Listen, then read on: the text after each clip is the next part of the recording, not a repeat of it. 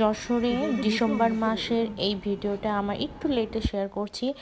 তখন ছিল যশোরে প্রচণ্ড হাড় কাঁপা শীত, বাইরে বেরোনোটা অনেক কষ্টকর, রাস্তাটা অনেক ফাঁকা, কিন্তু তার মধ্যে আমার মন চাইলো একটু হাঁটতে বেরোবো, তাই ভাবিকে সাথে নিয়ে নিলাম হাঁটার জন্য। ছোট ভাবি আর আমি, ভাবি ননদ মিলে একসাথে হাঁটতে বের হয়েছি, কিন্তু এত ঠান্ডা যে বাইরে হাঁটা অনেক কষ্টকর হচ্ছে। তারপর আমরা দুজন হাঁটতে শুরু করেছি। এটা হচ্ছে যশোর উপশহর বড় মাঠ হিসেবে পরিচিত।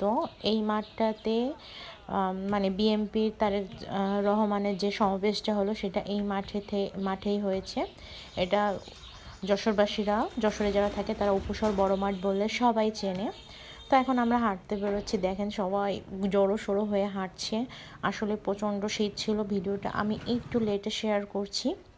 তো মাঠে হচ্ছে প্রতিদিনের মতো সবাই সবার খেলা প্র্যাকটিস করে। এটা হচ্ছে উপশহর কলেজ। এটা ছিল আমাদের স্কুলের অপোজিটে, আমার স্কুলও এখানে, আমার হাই স্কুল।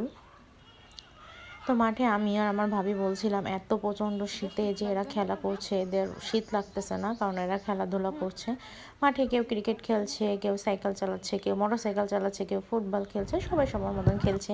আবার কিছু কিছু মানুষ ওদের খেলা দেখছে, আর আমি আমার ভাবি শুধু হেঁটে যাচ্ছি। এই লাইনটা, এই মাঠগুলো আমার কাছে একসময় এত জনপ্রিয়, এত মানে ইয়ে ছিল, সেকে বলে বোঝাতে পারবো না। কিন্তু এখন সময় হয় না যাওয়ার, বা মনে পড়ে, ফিল করি এই দিনগুলোর কথা, সেগুলো তো আর ফিরে আসবে না। আমি আমার হাই স্কুলের লাইফের কথা বলছি। তো বলতে বলতে আমি কিন্তু আমার হাই স্কুলের মেন যে গেটের সামনে কিন্তু চলে আসছি। ছুটির সময় গেট দিয়ে কত বেরিয়েছি, আর এখন ঢোকা হয় না। একদিন দেখাবো আমার স্কুলটা। এই যে আমার school, Badshah Faisal Islamic Institute, New Town, Jessore.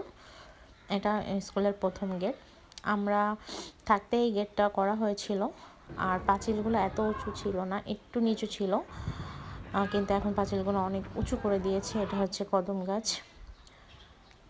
বাইরে থেকে আগে স্কুলটা দেখা যেত, ভিতরের মানে অংশ, এখন কিন্তু কিছুই দেখা যায় না। আর পাশের অপোজিটে ওটা ছিল শাপলা কিন্ডার গার্ডেন।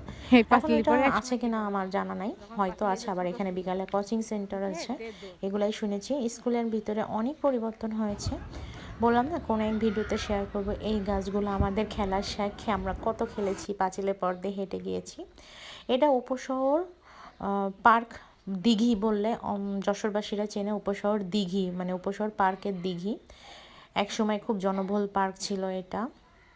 এই যে আমাদের স্কুলে যাওয়ার আরেকটা রাস্তা। আর এই দিঘিতে একসময় যখন সকালের দিকে ভিড় হয়, মানুষজন গোসল করতে আসে, আর গরমকালে একটু ভিড় হয়, পানির আকাল পড়লে স্কুলে মানে এই পুকুরে সবাই গোসল করে। ওই ব্রিজটা একসময় ভেঙে গেছে, একসময় মানুষজন এই পার্কে ঘুরতে আসতো, ওই ব্রিজ দিয়ে এপার থেকে ওপার যাইতো। আর ওপারে একটু বাগান মতন দেখলেন, ওটা হচ্ছে উপশহর আর্ট কলেজ হিসেবে সবার কাছে পরিচিত। হ্যাঁ, ওই পাশের ওই যে ওটা, হ্যাঁ ওই ঝাড়টা হচ্ছে ওখানে সব হচ্ছে কৃষ্ণচূড়া গাছের নিচে আর্ট কলেজটা, খুবই সুন্দর পরিবেশটা। তো আমরা খুব কষ্ট হচ্ছিলো, হাঁটতে চেয়েছিলাম পার্কের ভিতরে যাব, কিন্তু না, ভাবি আর আমি ডিসিশন নিলাম আর হাঁটা সম্ভব না, চলো বাসায় ফিরে যাই। তো ফেরার পথে দেখছি পুকুরের মধ্যে হাঁস গোসল করছে, সেটা আমি একটু ভিডিও করে নিলাম। এই পুকুরে আমিও মানে ছোটোকালে আসতাম আমার দাদি, মানে দাদি তো না, দুই ফুপির সাথে। ওরা যখন বেড়াতে আসতো, আমার ফুপিরা হচ্ছে একজন যশোরের সাইডে থাকে আর একজন খুলনাতে থাকতো, মেজো ফুপি। যখন আসতো পুকুরে গোসল করতো, ওদের সাথে আসতাম। আর এটা আমাদের উপশহর ঈদগাহ মাঠের রাস্তা, ইউনিয়ন পরিষদ, তার সামনে দিয়ে আমরা হেঁটে যাচ্ছি। আমি আমার হচ্ছে কি বলবো, এত ঠান্ডা ছিল, খুবই কষ্ট হচ্ছিল, হাঁটা সম্ভব ছিল না। তার মধ্যে একটু শখ করে ঘুরতে বেরোই, অনেক বিপদে পড়ে গিয়েছিলাম ভাবি আর আমি। তো আমরা চাচ্ছিলাম কত দ্রুত বাসায় যাওয়া যায়, বাসায় গেলে হয়তো মানে কি বলবো, ঠান্ডাতে হাত পা জমে আসছিল। আর আসার সময় দেখছি পিঠার দোকানেও ভিড়, পিঠা বিক্রি হচ্ছে। এটা আমাদের উপশহর বিবুলাক বাজার। এদিকে ওদিকে সব দিকে পিঠা বিক্রি হচ্ছে, যে যেমন পারছে চুলা নিয়ে পিঠা তৈরি করছে। এই ছিল আমার বিকালবেলা একটা হাঁটার ভিডিও।